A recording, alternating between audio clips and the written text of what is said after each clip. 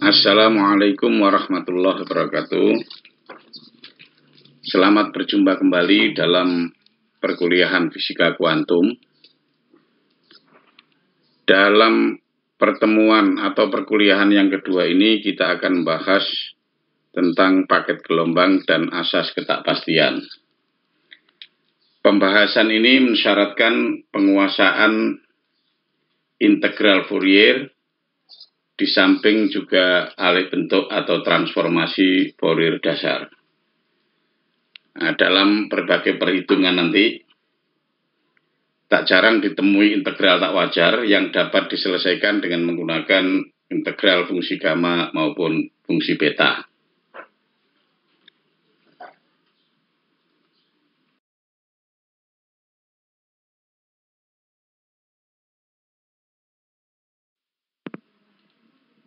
Baiklah, yang pertama kita akan bahas mengenai paket gelombang. Sebagaimana telah dijelaskan pada pertemuan sebelumnya, yaitu zarah dapat berperilaku seperti gelombang, dan sebaliknya, gelombang dapat berperilaku seperti zarah. Nah, jika demikian, persoalan yang paling mendasar adalah mencari sesuatu atau maksudnya rumusan yang mampu menampung dan mewakili sifat zarah sekaligus juga sifat gelombang. Ternyata hal itu dipenuhi oleh paket gelombang, yaitu sekumpulan gelombang yang terkurung di dalam ruang tertentu. Atau lebih tepatnya adalah superposisi sekelompok gelombang bidang yang panjang gelombang masing-masingnya hampir sama. Secara sederhana dapat kita katakan bahwa perilaku zarah sangat mirip dengan perilaku paket gelombang. Demikian pula sebaliknya, gelombang yang memaket diri berperilaku mirip atau seperti zarah. Sebagai gambaran sederhana mengenai paket gelombang, kita tinjau superposisi atau penjumlahan dua gelombang yang bilangan gelombang dan frekuensinya hampir sama. Kedua gelombang diberikan oleh persamaan 1. Gelombang yang pertama diberikan oleh F1 sebagai fungsi X, T atau dituliskan F1 X, T sama dengan A sin dalam kurung K1X min omega 1T. Sementara gelombang yang kedua diberikan oleh F2 sebagai fungsi X dan T sama dengan A sin dalam kurung K2X min omega 2T. Asas superposisi atau penjumlahan gelombang memberikan persamaan 2, yaitu Fx, T sama dengan AR sin K aksen X min omega aksen T. Dengan AR, K aksen, dan omega aksen diberikan oleh persamaan 3. Untuk superposisi gelombang di atas atau penjumlahan gelombang, kalian bisa melihat kembali trigonometri terkait dengan penjumlahan sinus dan kosinus di dalam kalkulus.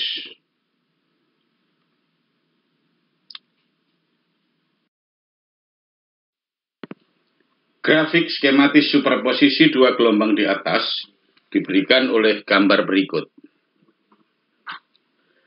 Gelombang F1 yang berwarna abu-abu dan gelombang F2 berwarna merah. Superposisi dari dua gelombang tersebut menghasilkan paket gelombang, yaitu yang berwarna biru dengan batasan garis putus-putus hitam kuning. Delta X merupakan jarak antara dua titik simpul pada paket gelombang yang dihasilkan oleh superposisi dua gelombang di atas. Ketika gelombang tunggalnya diperbanyak, misalkan F1, F2, F3, dan seterusnya sampai Fn, kita dapat menjumlahkannya dengan menggunakan jumlahan Fourier, sebagaimana yang diberikan oleh persamaan 4, yaitu Fx, T sama dengan sigma I dari 1 sampai N, AI sin dalam kurung KIX min omega IT, dengan I adalah gelombang ke-1, kedua, ketiga, dan seterusnya sampai ke N.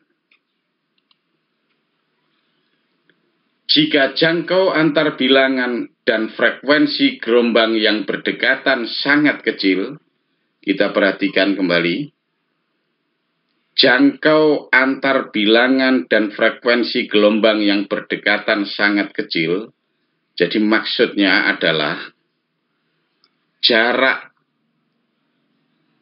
atau selisih antara dua gelombang yang berdekatan, misalkan F1 dengan F2, selisih bilangan gelombang maupun frekuensi gelombangnya sangat kecil, maka penjumlahan di atas dapat didekati dengan integral Fourier, sebagaimana yang diberikan oleh persamaan 5.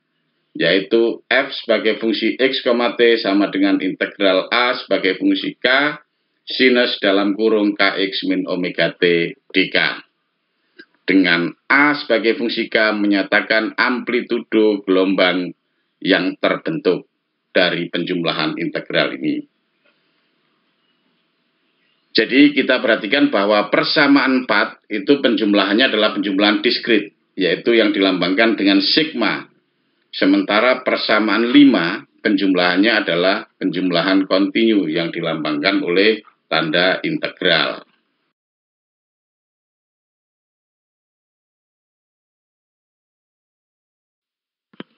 Selanjutnya, untuk memberi gambaran yang lebih jelas, kita perhatikan contoh 1. Kita perhatikan paket gelombang Gauss pada T sama dengan 0 yang dibentuk oleh banyak gelombang tunggal dengan agihan atau distribusi amplitudo sebagaimana yang diberikan oleh persamaan C1.1, yaitu A sebagai fungsi dari K sama dengan E minus K min K0 kuadrat per 2 delta K kuadrat, dengan delta K adalah lebar bilangan gelombang. Dengan menyulihkan persamaan di atas ke persamaan 5, yaitu persamaan yang diberikan di atas itu, diperoleh persamaan C1.2. Saya harap mahasiswa bisa menurunkan langsung, yaitu Fx sama dengan akar 2pi delta K E min setengah delta Kx kuadrat kosinus K0x. Dari persamaan C1.2 itu tampak bahwa paket gelombang itu tertempatkan pada daerah sebesar delta X, dan tempat itu yang diharapkan sebagai letak zarah klasik. Sketsa grafik ditunjukkan pada gambar berikut.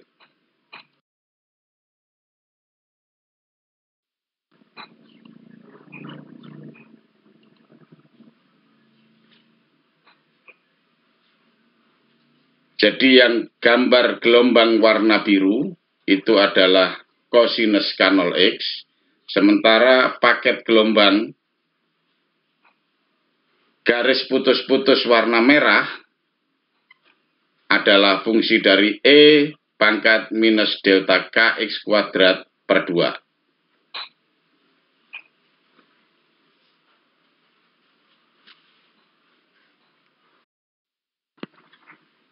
Secara umum, untuk kasus yang tak gayut waktu atau tak bergantung waktu, persamaan 5 dapat dinyatakan dalam bentuk eksponensial kompleks, yaitu Fx sama dengan integral min tak hingga GK E pangkat IKX dK.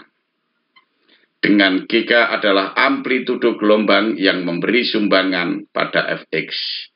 GK juga dapat dinyatakan sebagai alih bentuk Fourier dari Fx. Bagan kasar kaitan antara GK dan Fx melalui alih bentuk atau transformasi Fourier ditunjukkan pada gambar berikut.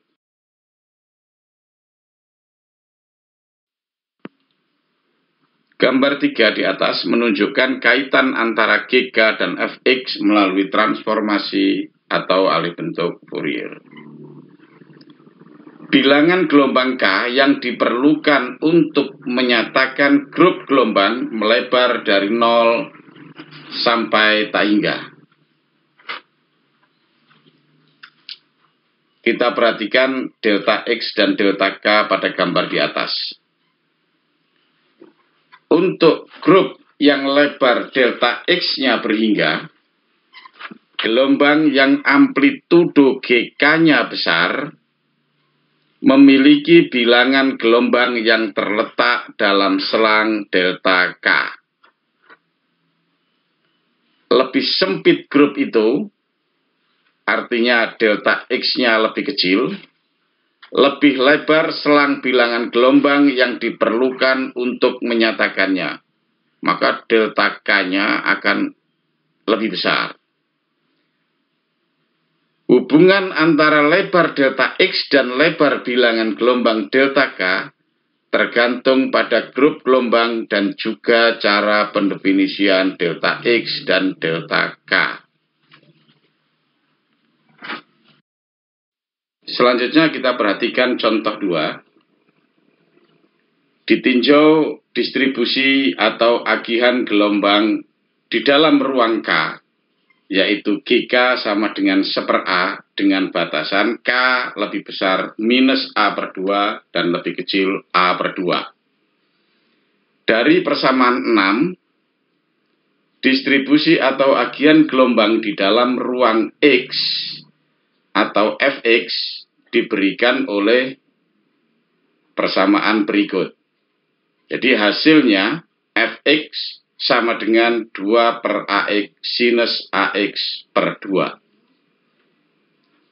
Sketsa grafik dalam ruang K maupun dalam ruang X, yaitu GK dan Fx, ditunjukkan pada gambar berikut. Gambar A merupakan distribusi atau agihan dalam ruang K, yaitu GK sama dengan 1/A, dengan batasan sebagaimana tersebut. Kemudian yang gambar B merupakan alih bentuk Fourier dari GK, yaitu distribusi atau agihan dalam ruang X atau Fx.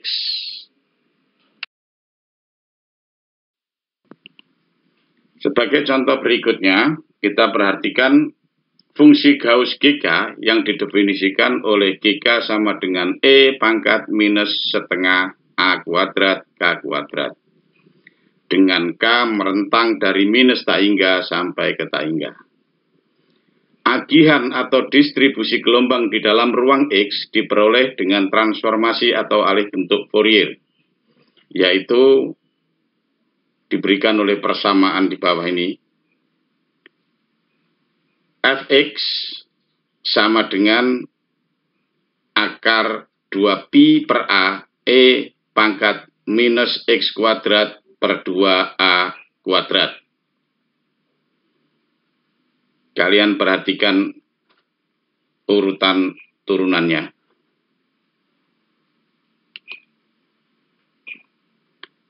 Grafik kedua fungsi di atas, yaitu fungsi GK di dalam ruang K dan fungsi Fx di dalam ruang X, diberikan oleh gambar berikut.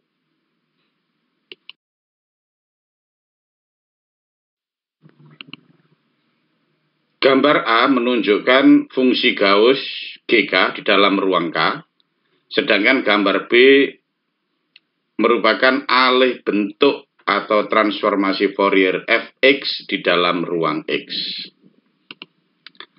Selanjutnya kita perhatikan kuadrat mutlak dari Fx yang diberikan oleh persamaan berikut, yaitu Fx kuadrat mutlaknya sama dengan 2pi/A kuadrat E minus X kuadrat per A kuadrat.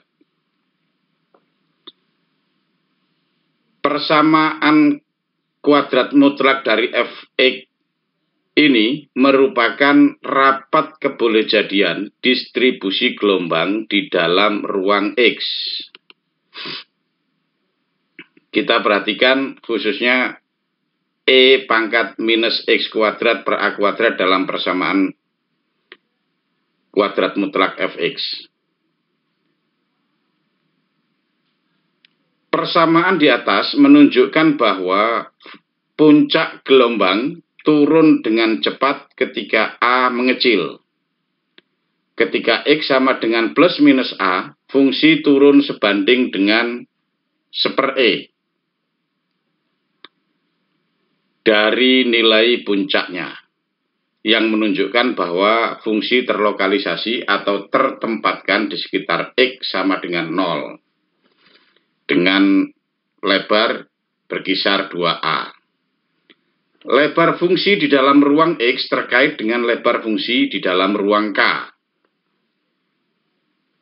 Sementara kuadrat mutlak dari GK merupakan fungsi yang terlokalisasi di sekitar K sama dengan 0 dengan lebar kisaran 2 per A.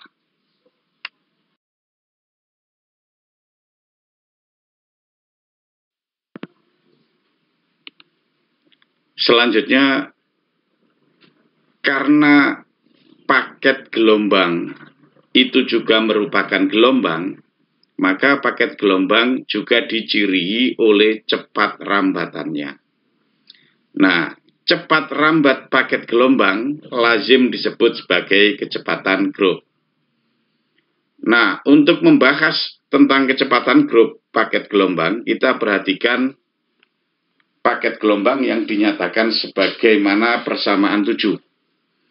F sebagai fungsi X, T sama dengan integral dari minus tak hingga sampai tak hingga G sebagai fungsi K, E pangkat I dalam kurung Kx min omega T dk. Sekarang kita perhatikan andaikan pada saat T atau pada saat tertentu F sebagai fungsi X, T itu mempunyai nilai maksimum di suatu titik. Misalkan titik itu adalah X besar atau X kapital sebagai fungsi T.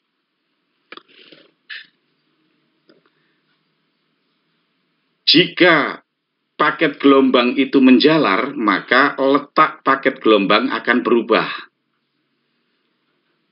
Karena itu, titik maksimumnya juga akan berubah.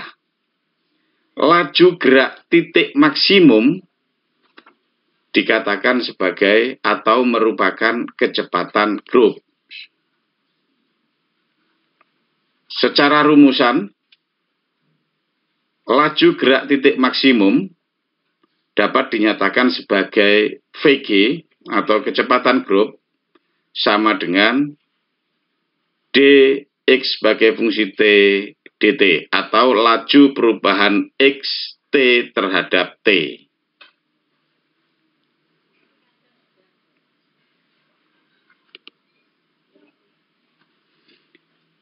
Karena GK maksimum pada K0,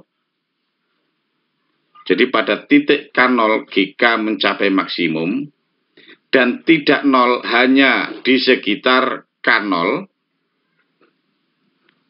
maka serupa dengan itu, frekuensi juga tidak nol hanya di sekitar omega 0 sama dengan omega sebagai fungsi K0.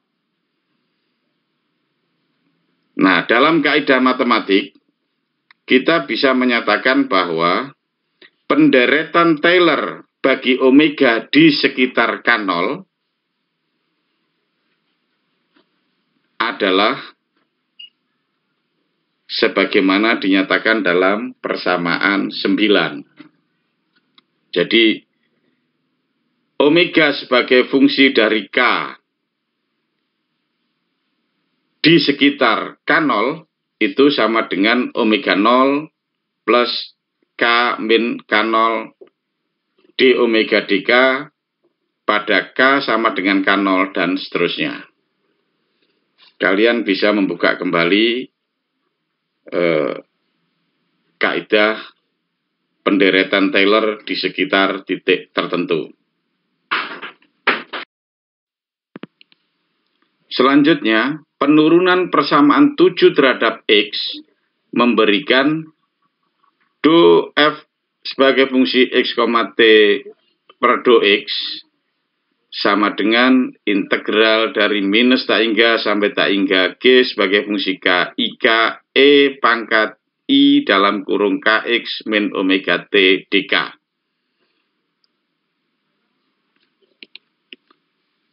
Karena Fx, T maksimum di X besar sebagai fungsi T, maka turunan F atau derivatif Fx, T terhadap X pada X sama dengan X besar T sama dengan 0.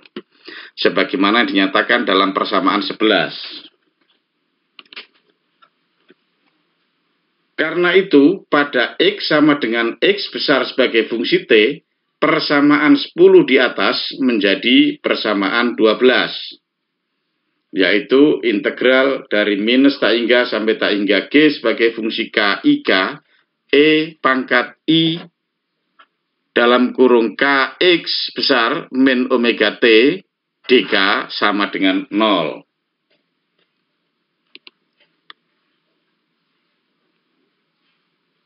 Penurunan persamaan 12 terhadap T menghasilkan persamaan 13.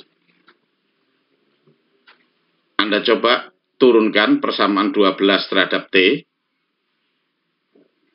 maka akan diperoleh persamaan 13.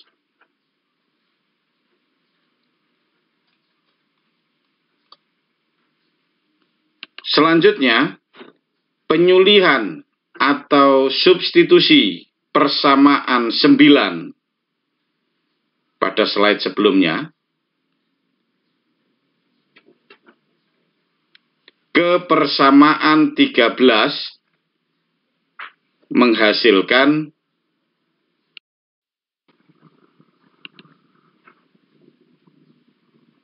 persamaan 14. Anda perhatikan urutan-urutan penurunannya.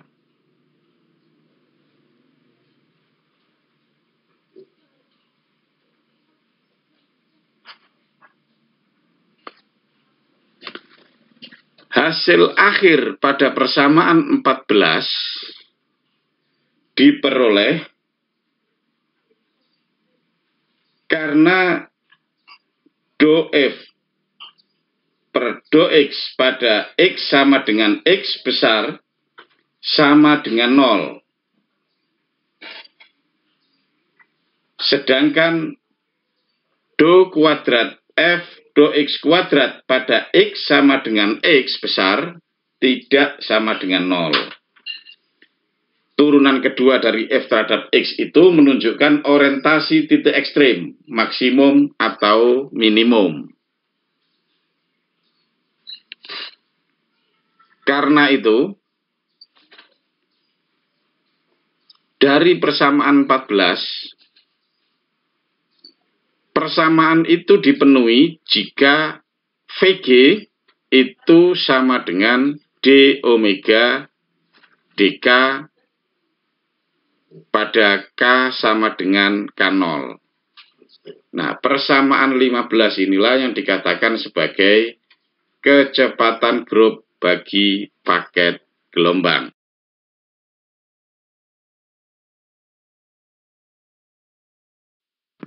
Bahasan selanjutnya adalah asas ketakpastian Heisenberg.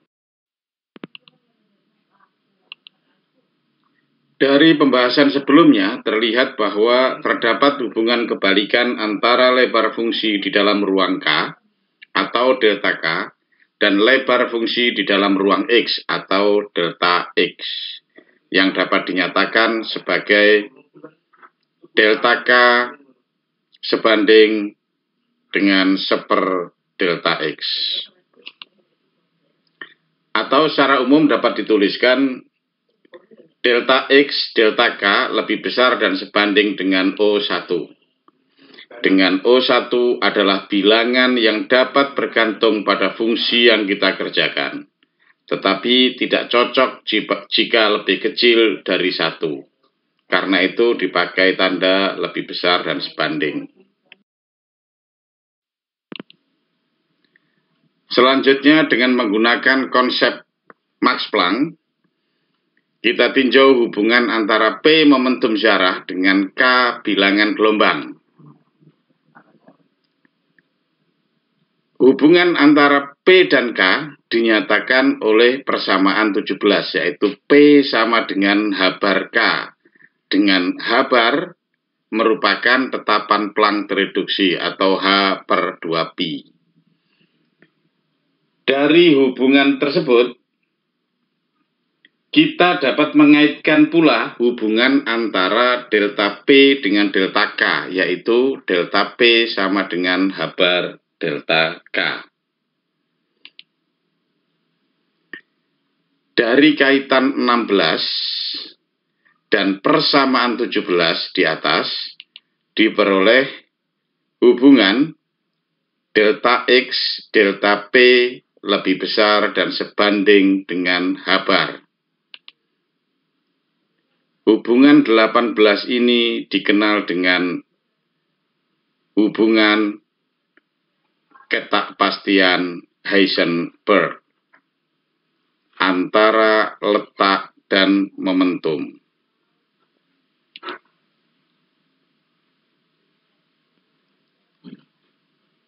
Hubungan 18 juga menyiratkan makna bahwa tidak mungkin kita dapat mengetahui secara serempak dan tepat letak serta momentum suatu ziarah.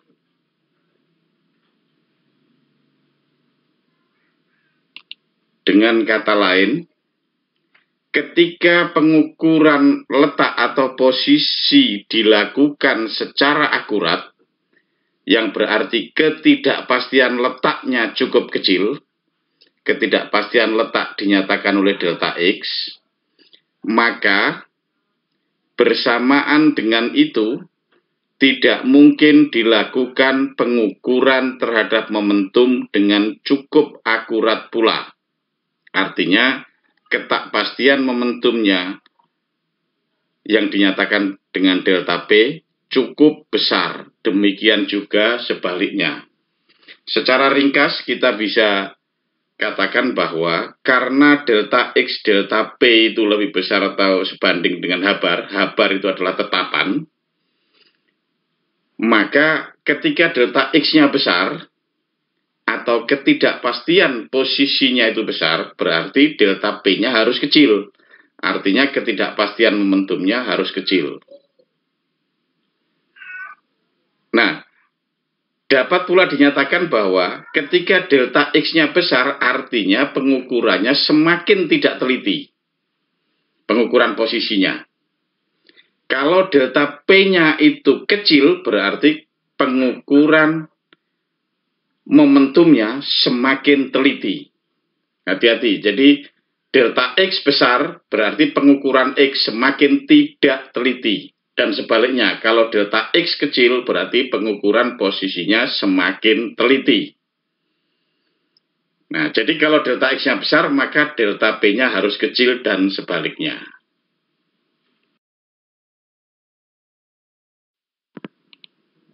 Selanjutnya, kaitan 18 yang menyatakan hubungan antara ketakpastian posisi atau letak dan ketakpastian momentum dapat diubah suai atau dimodifikasi menjadi hubungan berikut. Faktor yang pertama, yaitu P delta P per M, dapat ditafsiri sebagai ukuran ketakpastian energi. Sementara faktor yang kedua, yaitu delta X M per P, dapat ditafsiri sebagai ukuran ketakpastian waktu. Dari hubungan tersebut, memunculkan gagasan atau ide mengenai hubungan antara ketakpastian energi dan ketakpastian waktu, yaitu delta E, delta T lebih besar dan sebanding dengan H-bar. Delta E menyatakan ukuran ketakpastian energi, sementara delta T menyatakan ukuran ketakpastian waktu. Perlu dicatat di sini bahwa pada kajian lebih lanjut dan mendasar, persoalan yang menyangkut kesejatian ketakpastian waktu masih menyisakan ganjalan teoritis yang cukup serius. Dan itu akan dibahas pada tingkat yang lebih lanjut. Hubungan ketakpastian antara posisi dan momentum menyiratkan bahwa ketentuan tentang masa depan tidak mungkin dapat diperoleh karena kedudukan dan momentum awal zarah tidak dapat diperoleh secara serempak dan tepat atau pasti dengan ketelitian yang cukup. Pernyataan itu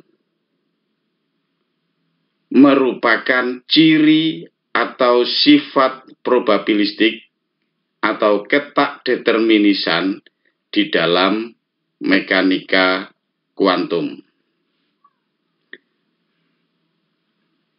Sebagai catatan, pada tingkat yang lebih lanjut, kita akan membahas masalah ketakpastian Heisenberg melalui pendekatan yang lebih rinci, yaitu pendekatan dari dalil atau postulat dasar mekanika kuantum.